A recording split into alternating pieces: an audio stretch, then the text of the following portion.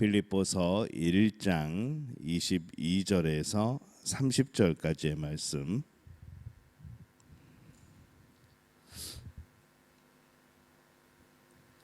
빌립보서 1장 22절에서 30절까지 우리 한 목소리로 함께 봉독합니다. 그러나 만일 육신으로 사는 이것이 내일의 열매일진데 무엇을 택해야 하는지 나는 알지 못하노라. 내가 그 둘 사이에 끼었으니 차라리 세상을 떠나서 그리스도와 함께 있는 것이 훨씬 더 좋은 일이라. 그렇게 하고 싶으나 내가 육신으로 있는 것이 너희를 위하여 더 유익하리라. 내가 살 것과 너희 믿음의 진보와 기쁨을 위하여 너희 무리와 함께 거할 이것을 확실히 아노니 내가 다시 너희와 같이 있으므로 그리스도 예수 안에서 너희 자랑이 나로 말미암아 풍성하게 하려 함이라. 오직 너희는 그리스도의 복음에 합당하게 생활하라. 이는 내가 너희에게 가보나 떠나 있으나 너희가 한 마음으로 서서 한 뜻으로 복음의 신앙을 위하여 협력하는 것과 무슨 일에든지 대적하는 자들 때문에 두려워하지 아니하는 이 일을 듣고자 함이라. 이것이 그들에게는 멸망의 증거요 너희에게는 구원의 증거니 이는 하나님께로부터 난 것이라. 그리스도를 위하여 너희에게 은혜를 주신 것은 다만 그를 믿을 뿐 아니라 또한 그를 위하여 고난도 받게 하려 하심이라. 너희에게도 그와 같은 싸움이 있으니 너희가 내 안에서 본 바요 이제도 내 안에서 듣는 바니라. 아멘. 할렐루야. 하나님의 은혜가 오늘 새벽에 하루의 첫 시간을 주 앞에 드리는 우리 믿음의 가족들에게 함께 하시기를 예수님의 이름으로 축원합니다. 오늘 말씀은 복음에 합당한 열매를 맺는 것에 대한 말씀을 우리에게 주시고 있습니다. 바울은 앞구절에서 이 자신이 감옥에서 풀려나서 살게 되는 것도 좋고 또 죽는 것은 더 좋다라고 고백을 하죠. 근데 자신이 이제 풀려날 것이라 생각을 하고 있습니다. 22절에 보면은 그러나 만일 육신으로 사는 이것이 내일의 열매일진데 무엇을 택해야 하는지 나는 알지 못하노라라고 말씀을 합니다. 바울은 자신이 살아서 맺어야 하는 열매가 있다고 말씀을 하고 결국 아직은 죽지 않고 풀려나서 이 복음의 일을 계속 하게 될 것이라고 생각을 하고 있습니다. 그에게 죽고 사는 것은 사실 이 상황에서는 큰 의미가 없습니다. 죽는다고 영원히 죽는 것도 아니기 때문에 그렇죠. 죽어도 이후에 부활하여 다시 살 것을 믿고 있고 중요한 것은 사는 동안에 내가 그 살아있는 시간 동안에 또 하나님이 주시는 놀라운 열매를 맺어가는 것, 또 이것이 그에게 기쁨이고 또 부활할 때에 영광의 나라의 기쁨으로 참여할 수 있도록 살아있을 때 정말 열심으로 열매를 맺으며 살아가는 것, 이 모든 것이 그에게는 이 복음 전파의 의미가 있었던 겁니다. 그래서 그가 죽고 살고 어떻게 되고 이것이 그의 관심사가 사실은 아닙니다. 빌립보서 1장 23절 24절 보면은 내가 그 둘 사이에 끼었으니 차라리 세상을 떠나서 그리스도와 함께 있는 것이 훨씬 더 좋은 일이라. 그렇게 하고 싶으나 내가 육신으로 있는 것이 너희를 위하여 더 유익하리라 라고 말씀을 하죠. 이 바울은 자신만을 생각하면은 그냥 감옥에서 죽는 것도 괜찮다라는 생각이 듭니다. 죽으면은 이 땅에서 수고가 끝나기 때문에 좋고 또 그리스도를 대면하여 보면서 함께하게 될 것이기 때문에 그는 또 기쁜 것이죠. 그러나 내가 육신으로 있는 것이 너희를 위하여 더 유익하리라 라고 말을 합니다. 빌립보 교회와 그가 복음을 전해야 하는 그런 교회들을 생각하면은 그 복음 전파의 열정이 그가 살아서 복음을 전하는 것이 더 좋을 것이라는 또 생각도 들게 하는 겁니다. 그래서 결론은 우리는 항상 같습니다. 사나 죽으나 다 하나님을 위하여, 사나 죽으나 다 주의 복음을 위하여, 그리고 우리가 살아가나 또 죽으나 이것 또한 하나님의 은혜인 것, 이것이 바로 예수님을 믿고 구원받은 이들의 놀라운 삶의 모습입니다. 사나 죽으나 불행한 사람들도 있습니다. 하나님을 모르는 사람들이죠. 그러나 하나님을 아는 사람들에게 사는 것, 죽는 것, 이 모든 것이 은혜가 되는 줄로 믿습니다. 26절에 보면은 내가 다시 너희와 같이 있으므로 그리스도 예수 안에서 너희 자랑이 나로 말미암아 풍성하게 하려 함이라라고 말씀을 하죠. 이 바울이 살아서 빌립보 교인들에게 복음을 더 전함으로 그들이 복음을 듣고 또 그리스도와 연합하는 것을 더 이루게 된다고 하면은 그것이 이 바울에게는 또 굉장한 열매이고 또 그런 기쁨이라는 겁니다. 살아도 만약 그리스도 안에 있는 복음을 더 풍성하게 이루어가지 못한다고 한다면은 그것은 복이 되지 못한다는 것이죠. 우리가 살아있을 때 의미 있고 살면서 의미가 있는 일이 무엇일까라고 생각해 보면은 그것은 오늘 바울이 말할 때는 이것이 복음 전파입니다. 복음으로 많은 사람들이 변화되어지는 것, 복음으로 많은 이들이 구원을 얻게 되어지는 것, 또 복음으로 인하여서 많은 이들이 예수 그리스도를 더 잘 알게 되어지는 것, 이것이 기쁨이 되어지고 열매가 되어지는 것이죠. 오늘 살아가는 모든 신앙인들이 그렇습니다. 모든 순간을 통하여서 그리스도를 더 알았다면 그것은 복이라는 것이죠. 그 순간이 그리스도를 더 알고 순종하는 시간이었다면은 그것 또한 큰 복입니다.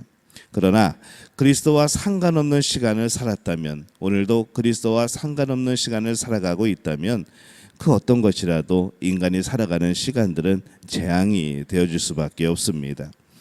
바울은 빌립보 교인들에게 권고합니다. 27절에 보면은 오직 너희는 그리스도의 복음에 합당하게 생활하라. 이는 내가 너희에게 가보나 떠나 있으나 너희가 한 마음으로 서서 한 뜻으로 복음의 신앙을 위하여 협력하는 것과 이렇게 말씀을 합니다. 그리스도의 복음에 합당하게 생활하라. 이 바울이 감옥에서 풀려날지 죽음을 맞이하게 될는지는 지금 상황에서는 별로 중요하지 않았습니다. 진짜 중요한 것은 그들 앞에 있는 삶에서 정말 이 복음의 존귀한 가치에 합당하게 내가 살아가고 있는가라는 것이죠.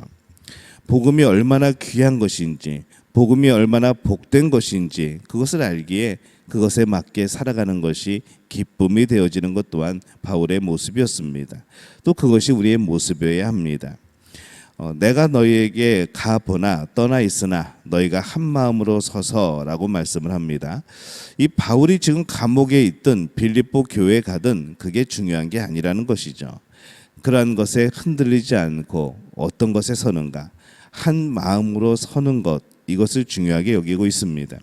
근데 이 한 마음으로 선다는 것이 어떤 의미인가 하면은 이 단어는 로마 군대에 준비하는 그런 군대가 준비하는 태세, 준비하는 자세, 이제 그런 것에 사용되었던 단어입니다. 그래서 로마군은 다른 나라 군대에 어떠함의 영향을 받지 않습니다. 다른 나라가 어떻게 되었던, 무엇을 하던, 어떤 진영을 이루던, 무슨 훈련을 하던 사실 로마 군대에게는 그것이 큰 이렇게 영향을 끼치지 못했던 것이죠. 그래서 로마 군대는 자신들이 훈련하는 대로, 자신들의 계획대로, 또 자신들의 전술대로 날마다 준비하며 그것에 이제 자세를 갖추는 그런 모습이었습니다. 그래서 한 마음으로 서는 것, 흔들리지 않는 것, 이것에 이제 어울리는 그런 군대의 모습이었습니다. 이 적군이 아무리 크든 작든 자신들이 준비한 것만 열심히 준비하고 또 준비한 대로 싸운다면은 이길 것이라는 당당함이 그들에게 있었던 것이죠. 그런데 신앙인도 그렇습니다. 세상이 어떠하든지 사실 중요하지 않습니다. 신앙인이 자신만 제대로 준비하면, 복음으로 제대로 무장하면, 말씀으로 무장하면, 기도로 늘 하나님과 대화하면은 우리는 세상의 그 어떤 것도 우리에게 큰 타격을 주지 못하는 것이죠. 그러기에 이 복음 안에서 우리가 당당히 서야 될 필요가 있습니다. 28절에 보면은 무슨 일에든지 대적하는 자들 때문에 두려워하지 아니하는 이 일을 듣고자 함이라. 이것이 그들에게는 멸망의 증거요 너희에게는 구원의 증거니 이는 하나님께로부터 난 것이라, 이렇게 말씀을 합니다. 이 두려움이라는 단어는 로마 군대의 말들이 외부 충격에 두려워서 갑자기 이제 말들이 날뛰는 그런 모습을 그리고 있습니다. 그냥 갑자기 어떤 일에 그냥 말들이 날뛰는 것이죠. 신앙인은 세상에서 어떤 일이 일어나든 담담함으로 반응할 수 있는 사람들이 바로 이 신앙인들입니다. 왜냐하면 우리의 모든 근거가 세상에 있는 것이 아니고 하나님께 있고 말씀 안에 있기 때문에 그렇습니다. 세상 일이 그리 중요한 것이 아닐 수도 있습니다. 외부의 공격이 있어도 두려워하지 않는 이유가 그것이 우리의 삶의 모든 초점과 기반이 아니기 때문에 그런 것이죠. 우리가 세상을 두려워하지 않고 담담하게 또한 담대하게 대할 수 있다는 것은 우리가 구원의 증거라고 할 수가 있습니다. 우리 믿는 사람들이 기억해야 될 것이 있습니다. 오늘 말씀의 29절에 그리스도를 위하여 너에게 은혜를 주신 것은 다만 그를 믿을 뿐 아니라 또한 그를 위하여 고난도 받게 하려 하심이라 라고 말씀을 합니다. 하나님께서 우리에게 은혜를 주셔서 믿게 하셨고 또 그리고 은혜를 주셔서 고난도 받게 하십니다. 믿음이 귀한 것처럼 이 고난도 귀하다는 것이죠. 이 믿음이 하나님께서 주신 것을 우리는 믿습니다. 근데 우리는 이 고난은 하나님이 주셨다고 잘 생각하지 않습니다. 세상이 나에게 고난을 준다고 생각을 하죠. 우리가 복음으로 인하여서 세상으로부터 고난받는 것은 그건 세상이 주는 겁니다. 하지만은 이 믿음, 하나님이 주신 것처럼 이 고난도 우리의 그 믿음을 굳건히 하고 더욱더 하나님과 친밀하게 하여지고 또 뭐 세상이 어떠하든 그 안에서 하나님만 바라보게 하시는 이 놀라운 은혜의 고난은 또 하나님께서 허락하실 수도 있는 것이죠. 믿음이 귀한 것처럼 이 고난도 귀한 겁니다. 믿음이 은혜인 것처럼 고난도 은혜인 것이죠.